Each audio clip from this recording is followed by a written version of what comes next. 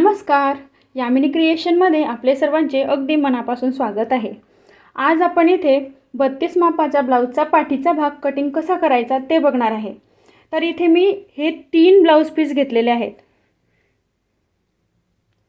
हे 3 blouse piece आपण एकच वेळेला कट करणार आहे. आपण इथे फक्त पाठीच्या भागाचं कटिंग बघणार आहे. पूर्ण ब्लाऊजचं कटिंग इथे बघणार नाही आहे. फक्त पाठीच्या भागाचं कटिंग कशा प्रकारे करायचं ते मी तुम्हाला दाखवणार आहे. तर हे 3 ब्लाऊज पीस आपण एकावर एक व्यवस्थित असं प्रेस करून ठेवून घेतले अशा पद्धतीने. तर आपण आता कटिंग करायला सुरुवात करूया. तर सर्वात आधी इथे एक सरळ रेष, ही सरळ रेष टाकली. त्यानंतर ब्लाऊजच्या उंचीचं माप, उंची आहे 14 इंच, त्याच्यामध्ये 1 इंच प्लस केला 15.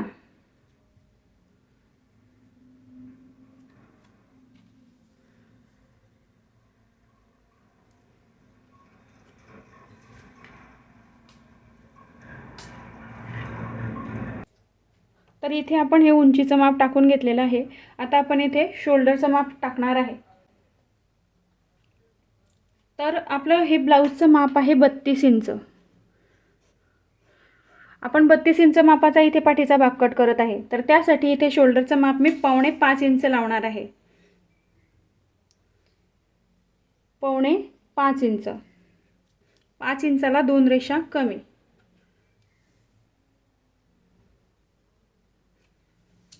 पवणे 5 इंच शोल्डरचं माप लावल्याच्या नंतर आपण बगल कट देण्यासाठी इथे लाईन टाकणार आहे 5 इंचावरती.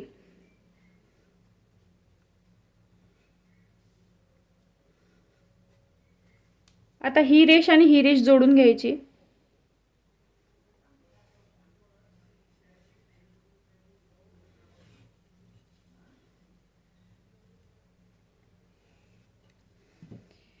ही आणि ही जोडली आपण. आता या रेषेवर छाती माप टाकायचं आहे. छाती माप आहे 32 इंच. तर मी इथे छाती माप टाकते 32चा चौथा 8 इंच आणि पुढे 1.5, 2, पावणे 2 शिलाई मार्जिन तुम्ही तुमच्या आवडीनुसार घेऊ शकता. त्यानंतर इथे कमरेचं माप, कमर आहे 30 इंच, 30चा चौथा 7.5. पुढे 1 इंच मागील टक्ससाठी आणि पुढे 1.5, पावणे 2 इंच जितकं शिलाई मार्जिन तुम्हाला हवं असेल तितकं टाकून घ्यायचं.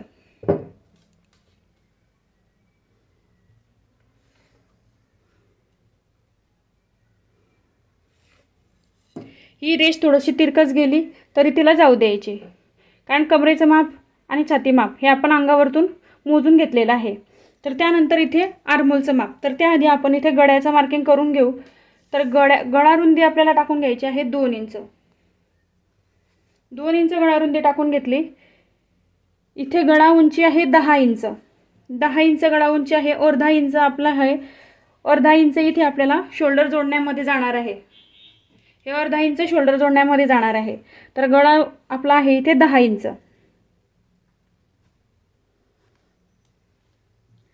गळ्याचं माप 10 इंच आहे. इथे गळा 10 इंच असल्यामुळे आपल्याला इथे आर्महोलचा राऊंड देताना काही चेंजेस करावे लागतील. ते कशा प्रकारे करायचे ते मी आता तुम्हाला दाखवते. इथे गळा रुंदी आपण घेतलेली आहे 2 इंच. इथे 2.5, पावणे 3 तुम्हाला जितका पसरट गळा हवा असेल त्यानुसार तुम्ही इथे घेऊ शकता.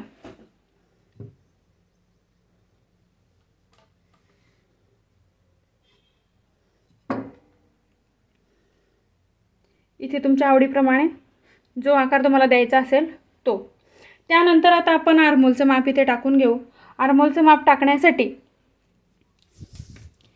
आपला गळा ज्या वेळेला 9 इंचापेक्षा जास्त असतो त्यावेळेला इथे तुम्हाला 5 इंच हे कमी करायचं आहे. जे आपण इथे छातीचा चौथा केला होता तर तिथे तुम्हाला इथे 5 इंच कमी करून घ्यायचं आहे. हे 5 इंच आपण कमी केलं.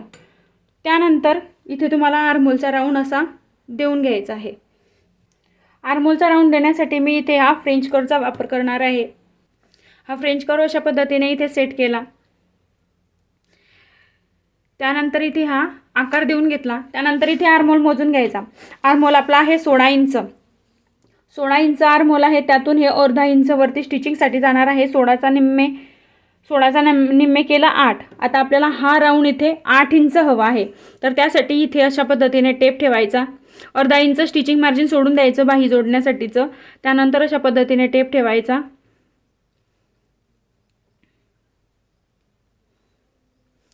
आता आपल्याला ही लाईन चालणार नाही. आपली मेन लाईन ही आहे. जे आपण इथून 5 इंच कमी केलं ही लाईन आपल्याला लागणार आहे. तर या लाईनपर्यंत आपल्याला 8 इंच इतकं अंतर पाहिजे आहे. इथून टेप ठेवायचा. पुन्हा अशा प्रकारे मोजत घ्यायचं.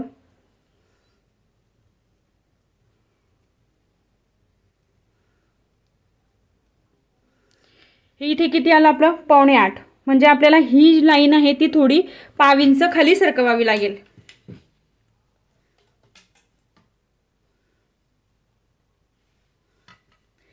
ही लाईन आपण 5 इंच खाली सरकवली आणि पुन्हा इथे आकार देऊन घेतला.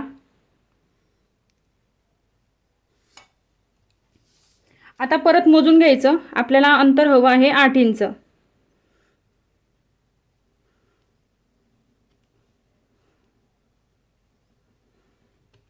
हे 8 इंच आता इथे बरोबर आलेला आहे.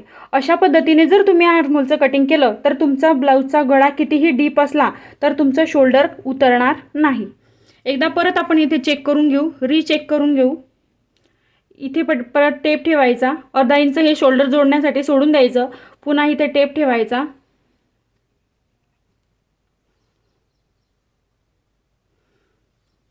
इथे तुम्ही बघू शकता ही आपली मेन मार्किंग आहे. इथे आपला 8 इंच बरोबर आलेला आहे. म्हणजे आपला 16 इंचाचा आर्महोल इथे बरोबर बसणार आहे.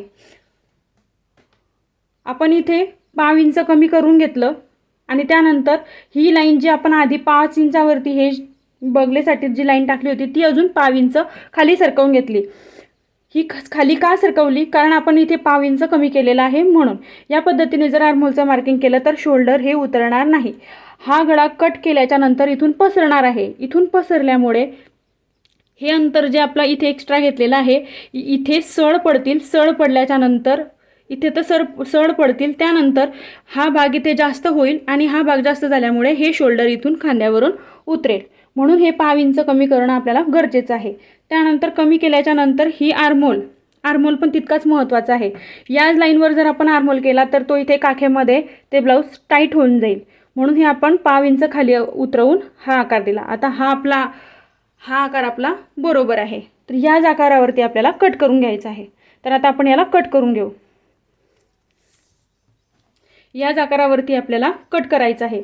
आता आपल्याला घ्यायचं आहे टक्स. तर हे जे आपलं कमरेचा चौथाचं मार्किंग होतं त्याचा मध्य करायचा आणि 1 इंच थोडंसं दूर घ्यायचं. इथून गळा ज्या वेळेला खूप मोठा असतो त्यावेळेला टक्सची उंची कमी ठेवायची. इथे मी 4 इंचाची टक्सची उंची घेतली आहे.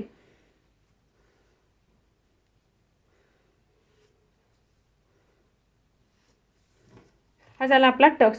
अशा पद्धतीने हे आपलं 32 मापाचं पाठीच्या भागाचं इथे ड्राफ्टिंग झालेलं आहे. आता आपण हे कट करू. तर हे कटिंग आपण एकाच वेळेला 3 ब्लाऊज कट करणार आहे. एकाच वेळेला 3 ब्लाऊज आपण इथे कट करणार आहे. तर ज्या वेळेला आपल्याकडे जास्त ब्लाऊज असतात तर त्या वेळेला अशा पद्धतीने कटिंग केलं तर आपला वेळ वाचतो. तर चला मग आपण याला कट करून घेऊ.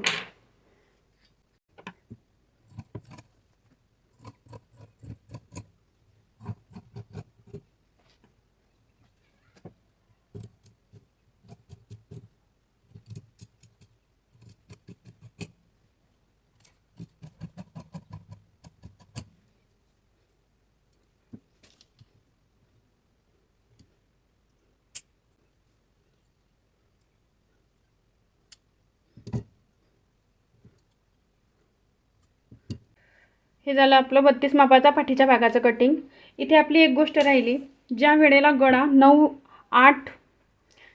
गळा 8 इंचापेक्षा जास्त असतो त्यावेळेला इथून अगदी हलका 5 इंच इतका उतार द्यायचा आहे गळ्याच्या बाजूने. इथे हे 5 इंच इतका आपल्याला उतार द्यायचा आहे. इथे थोडं खाली गेलं तरी चालणार आहे पण इथे 5 इंचापर्यंत उतार आपल्याला द्यायचा आहे.